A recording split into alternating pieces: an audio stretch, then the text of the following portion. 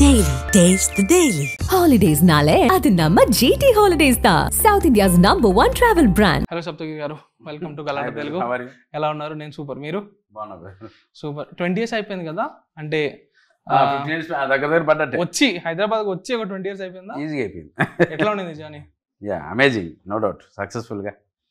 మీరు హైదరాబాద్కి వచ్చే ముందు మిమ్మల్ని బాగా ఇన్ఫ్లుయెన్స్ చేసిన సినిమాలు, అంటే బాగా నచ్చిన సినిమాలు భారతీయుడు, సింధూరం అని చెప్పారు. ఒకే ఒక్కడు. ఏంటి ఆ 3 మూవీస్ కి మీకు నా కనెక్షన్ ఏంటి? ఎందుకు అంత నచ్చినాయి మూవీస్? అంటే అప్పట్లో నాకు అప్పుడప్పుడే సినిమా మిడిమిడి జ్ఞానం వస్తున్నప్పుడు ఈ భారతీయుడు సినిమా కావచ్చు, ఒకే ఒక్కడి సినిమా కావచ్చు, సింధూరం కావచ్చు, అంటే అప్పటికి వస్తున్న ఆ జనరేషన్ మూవీస్లో ఒక డిఫరెంట్, ఒక సోషల్ అవేర్నెస్ ఉన్న సినిమాలా అనిపించేది. ప్లస్ మంచి హీరోయిక్గా అనిపించేది, ప్లస్ కొత్తగా అనిపించేది అప్పట్లో. అందువల్ల అప్పట్లో ఏఆర్ రెహమాన్ మ్యూజిక్ కావచ్చు, బ్యాక్గ్రౌండ్ స్కోర్ కావచ్చు, అంటే ఇవన్నీ అప్పట్లో బాగా సాంగ్స్ అంతగా పిచ్చి పిచ్చిగా వినేవాళ్ళం ఆ 90s. దాని తగ్గట్టు సినిమా స్క్రిప్ట్స్ కూడా అలా ఉండేవి. అవి బాగా రిపీటెడ్గా చూసేవాడిని ఈ సినిమాలు నేను. సో అందుకని ఎందుకో శంకర్ గారన్న, కృష్ణవంశీ గారన్న అప్పట్లో ఆ మూవీస్ నాకు తెగ ఇష్టం. దానివల్ల సినిమా ఇండస్ట్రీకి రావాలని ఒక బీజం పడింది. డైరెక్టర్ అవ్వాలి, స్క్రిప్ట్స్ చేయాలి, అటువంటి డిఫరెంట్ స్క్రిప్ట్స్ చేయాలి. అంటే ఈ లవ్ స్టోరీలు వీటిపై నాకు అంత పెద్దగా, ఈ ఫ్యామిలీ మూవీస్ అట్లా పెద్దగా ఇంట్రెస్ట్ ఉండేది కాదు. ఈ మూవీస్ బాగా ఇష్టపడేవాడిని. ఇంకా ఇట్లా ఎంజాయ్ చేసిన మూవీలు, బాగా రెస్పెక్ట్ చేసిన డైరెక్టర్లు అంటే ఎవరు ఇండస్ట్రీకి వచ్చే ముందు మనకు అంత సినిమా నాలెడ్జ్ లేదు. రెగ్యులర్గా సినిమాలు చూడడమే, సినిమాలు చూడడం అంతే. ఏది బాగుంటే దాన్ని అలా ఎంజాయ్ చేసాను తప్పిస్తే ఆ స్క్రిప్ట్ ఏంటి అవేంటి అంత నాలెడ్జ్ అప్పుడు ఎందుకు. డైరెక్టర్ అని ఒక పర్సన్ ఉంటాడు, అంత ఉండేది కాదు. ఓకే. బట్ ఓవరాల్గా అప్పట్లో మనకు ఈ సినిమా బాగుంది అంటే ఆ మ్యూజిక్ బాగా వినేవాడిని, బాగా పిచ్చిగా వినేవాడిని. ఇళయరాజా గారిది ప్లస్ రెహమాన్ గారిది వినేవాడిని. ఆ సీన్ ఎలివేషన్ బాగా గుర్తుపెట్టుకునేవాడిని. సో ఇవి ఇష్టం ఎక్కువగా.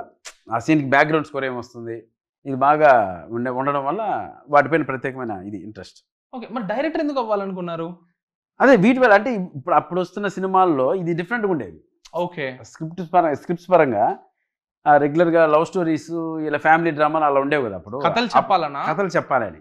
ఓకే, అది కొత్తగా ఉండేది. భారతీయుడు, ఫ్రీడమ్ బ్యాక్డ్రాప్ బాగా నచ్చింది ఆ ఎపిసోడ్, ఆ ఫ్లాష్ బ్యాక్ ఎపిసోడ్. ఒకే ఒక్కలో ఆ ఇంటర్వ్యూ బాగా నచ్చేది నాకు, రఘువరన్ది అర్జున్ గారు. ఆ ఇంటర్వ్యూ బాగా నచ్చేది. సింధూరం సినిమాలో ఫస్ట్ ఫ్రేమ్ లో గ్రీనిష్ లో బ్లామ్ బెస్ట్ ఇలా ఉంటాయి సినిమాలు అనిపించేది. అండ్ ఆ ఇంటెన్స్ బాగా నచ్చేది, యాక్టింగ్ లో ఇంటెన్స్ నచ్చేది. సో ఇవి బాగా అబ్జర్వ్ చేసేవాడిని. ఆ ఓవరాల్ గా స్టోరీ సినారియో ఒక పక్కన పెడితే సీన్ బై సీన్ వీటిని ఎక్కువ గమనించేవాడిని, కాబట్టి నాకు చాలా ఫేవరెట్ అటువంటి మూవీస్. బట్ అప్పటి వరకు అయితే యాక్టర్ అనేది అసలు మైండ్ లో కూడా లేదు. సో బొమ్మరిల్లు భాస్కర్ గారితో డైరెక్షన్ డిపార్ట్మెంట్ లో చేశారు కదా, ఆయనతో ట్రావెలింగ్ ఎలా ఉండింది? ఫిల్మ్ మేకింగ్ గురించి, ఇండస్ట్రీ గురించి, ఫిల్మ్ మేకింగ్ అప్రోచ్ అక్కడే అనుకుంటా కదా ఫస్ట్ తెలుసుకోవడం. గుర్తుందా ఫస్ట్ డే ఫిల్మ్ సెట్ లో ఎట్లా ఉండిందో?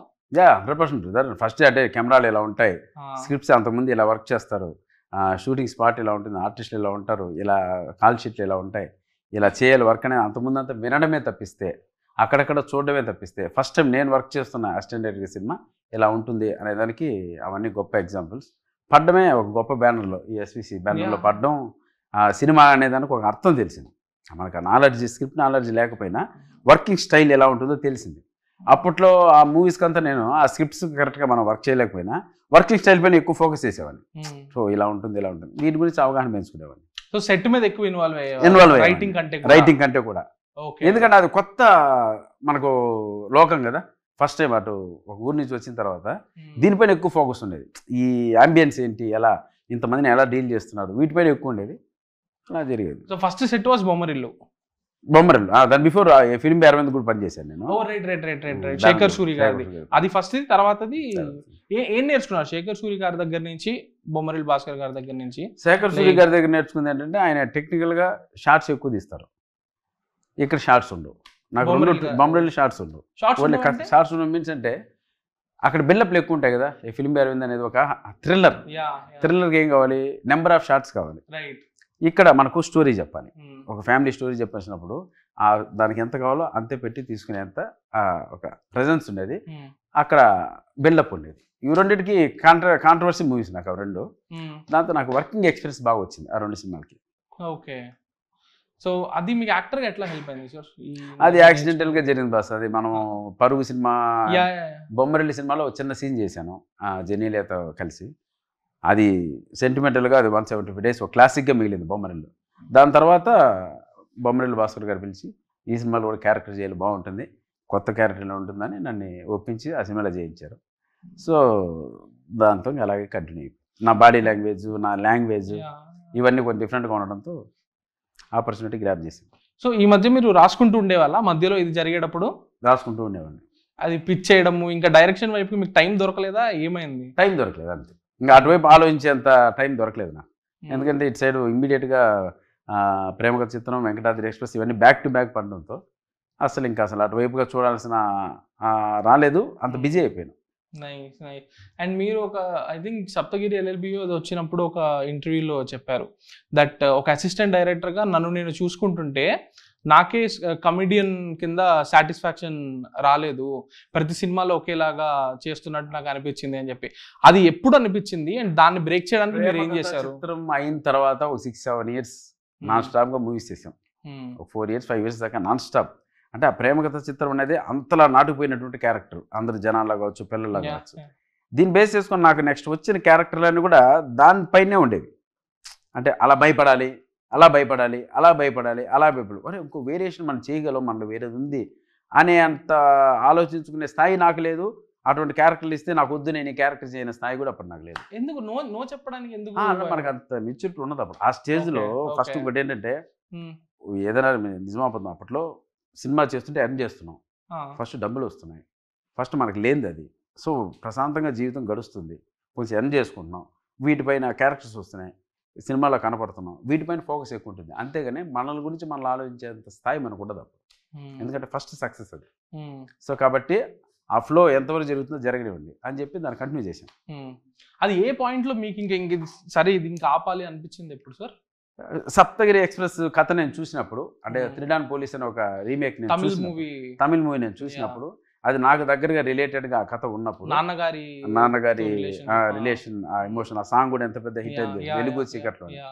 ఇదంతా ఈ సినిమా నేను చూసుకున్నప్పుడు, ప్లస్ ఇంతవరకు మనం ఇదే రెగ్యులర్గా చేస్తున్నాం, ఒక్క వేరియేషన్ అప్పుడు పీక్లో ఉన్నాం, ఈ వేరియేషన్ దీంట్లో సెంటిమెంట్ చేయగలం, ఆ దానవీర సూరకర్ణ డైలాగ్ మనం చెప్పగలం, 3 minute లాంగ్ డైలాగ్ మనం చెప్పగలం, ఇవన్నీ మనం ప్రూవ్ చేసుకోవచ్చు. అంటే కమెడియన్గా కాదు, ఆ ఎక్స్ప్రెషన్సే కాదు, ఇంకో ఎమోషన్, సెంటిమెంట్, ఇవన్నీ కూడా మనం చేయగలం, దీన్ని ప్రూవ్ చేసుకోవాలని ఆ బ్రేక్ పాయింట్లో ఆ సినిమా చేయడం జరిగింది. బట్ దాని తర్వాత you still went and did కొన్ని చిన్న రోల్స్ కదా. సో దానికి ఏంటి క్యాలిక్యులేషన్? ఎందుకంటే ఒక పాయింట్కి ఐఎమ్ షూర్ మీరు ఫినాన్షియల్ స్టెబిలిటీ అనేది ఒకటి వచ్చేసి ఉంటుంది. బట్ నేను I don't want name films, కొన్ని పెద్ద మూవీస్లో మీరు చాలా చిన్న రోల్స్ చేశారు. అక్కడ ఎవరున్నా కూడా ఆ రోల్కి పెద్ద డిఫరెన్స్ రాదు, అంత ఇంపార్టెంట్ క్యారెక్టర్స్ కాదు. అట్లాంటి రోల్స్ కూడా ఎందుకు సార్? ఆల్మోస్ట్ అంటే ఒక ఇమేజ్ వచ్చాక కూడా చేయడం అనేది, అంటే కొంచెం గైడెన్స్ కూడా మిస్ అయింది అప్పట్లో. అంటే కరెక్ట్ ఇవి చేయాలి, ఇవి చేయకూడదు అనే గైడెన్స్ కూడా అప్పట్లో మిస్ అయింది. పైగా పెద్ద సినిమా కనపడితే హ్యాపీ, క్యారెక్టర్ కొంచెం అటు ఇటు చేస్తే బాగుంటుందని కొంచెం గైడెన్స్ మిస్లో కూడా చేయడం జరిగింది. బట్ అవి కెరీర్కి 100% హెల్ప్ అయినాయి. ఎందుకంటే నేను హీరోగే సెటిల్ అయిపోవాలనే మెసేజ్ ఇవ్వకూడదు, హీరోగానే చేసుకుంటాడని మెసేజ్ ఇవ్వకూడదు, ఇవి కూడా చేస్తాడని మెసేజ్ కోసం అవి చేయడం జరిగింది. అలా 2 పడల మీద కాళ్ళు వేస్తూ అలా ముందుకు నడవడం జరిగింది అంతే. దాంట్లో నాకు పెద్దగా పట్టింపు ఉండదు బ్రదర్. నేనేంటంటే నాకు వర్క్ కావాలి, పని కావాలి, ఆ పని కోసం తాపత్రయపడతా, ఆ పనిలో సక్సెస్ కొట్టాలి అంతే. సూపర్. ఇప్పుడు ఏంటి స్టేట్ ఆఫ్ మైండ్? ఇప్పుడు ఏంటి ప్రయారిటీస్? ఇప్పుడు యంగ్ జనరేషన్ అంటే నాకన్నా ఒక 10 years చిన్న వాళ్ళందరూ వచ్చి కథలు చెప్తున్నారు. Latest web movies, web series ఇవి చేస్తున్న వాళ్ళు, మంచి ఎడ్యుకేషన్ ఉన్న పిల్లలు వస్తున్నారు. వీళ్ళందరూ వచ్చి స్టోరీస్ చెప్తున్నారు.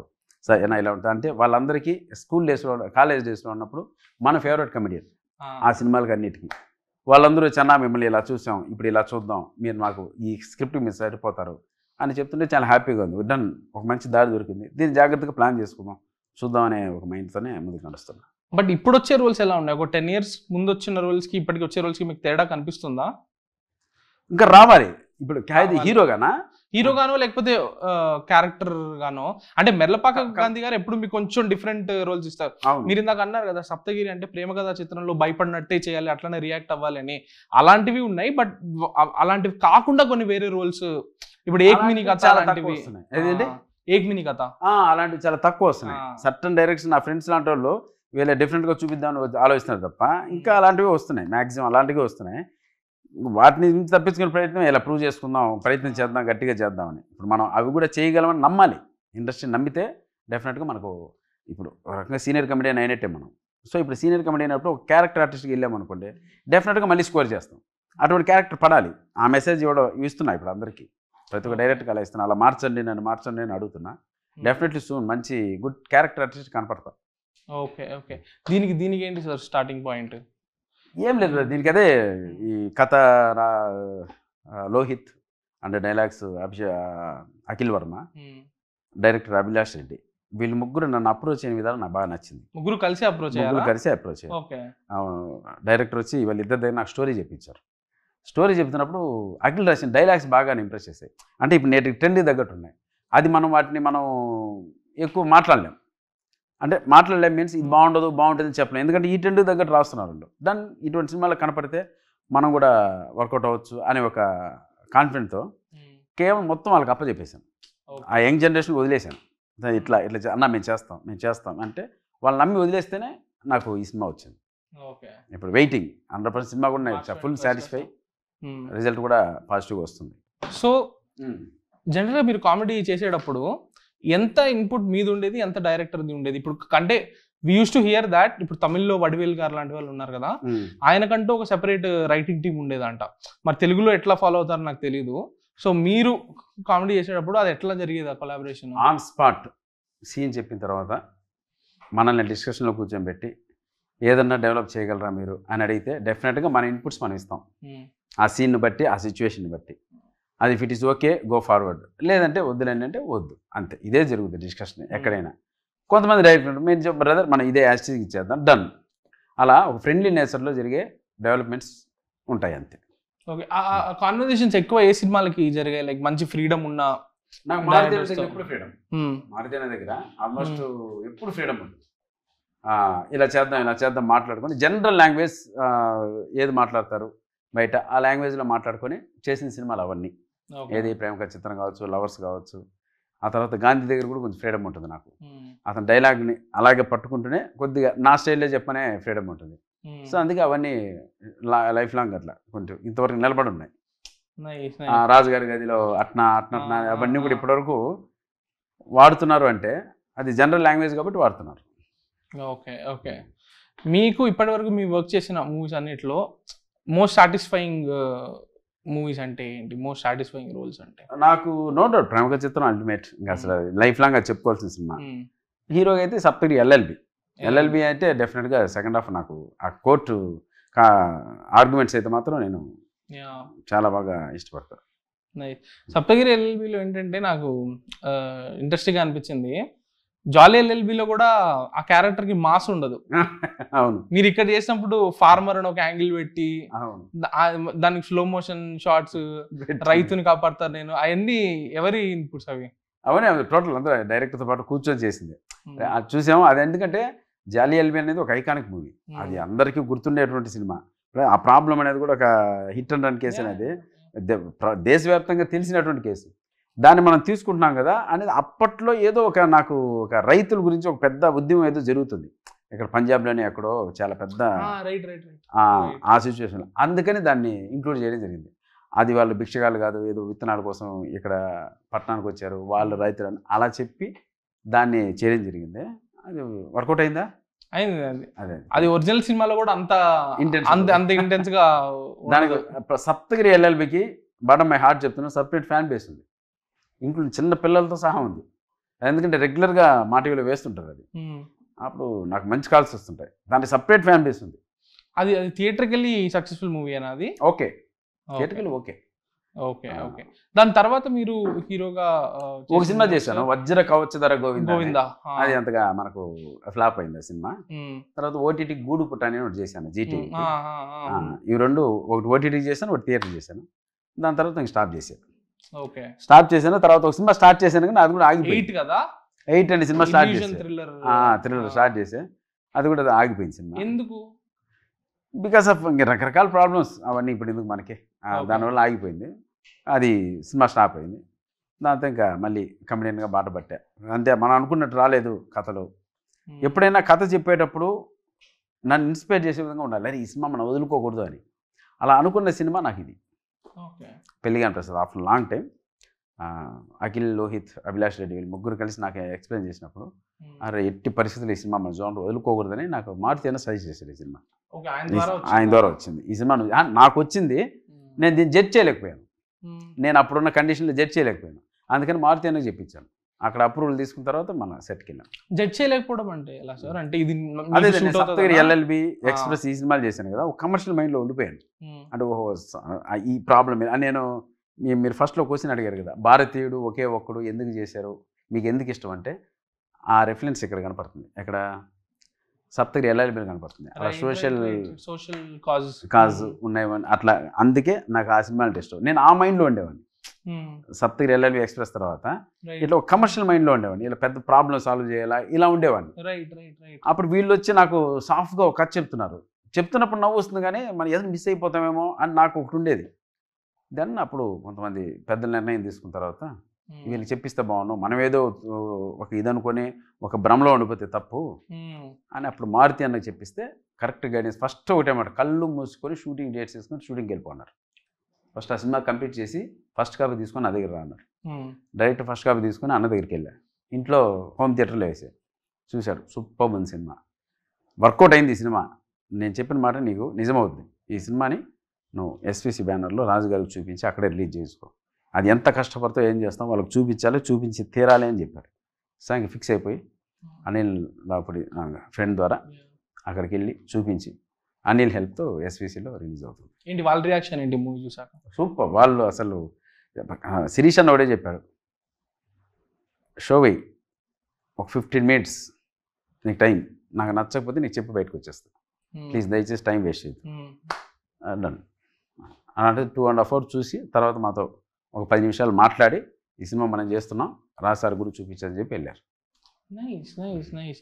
సో ఏంటి వాట్స్ ద అంటే టీజర్ ఒకటే చూసాను నేను, ట్రైలర్ మేబీ ఇంటర్వ్యూ వచ్చేపాటి ట్రైలర్ వచ్చి ఉంటుందేమో.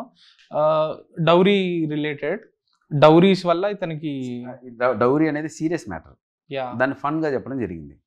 అట్ ద సేమ్ టైం టీజర్లో చెప్పినట్లు టీజర్లో చెప్పని పాయింట్ హీరోయిన్ పాయింట్ ఆఫ్ వ్యూలో ఒక స్టోరీ రన్ అవుతుంది, హీరోయిన్ ఫ్యామిలీ పాయింట్ ఆఫ్ వ్యూలో.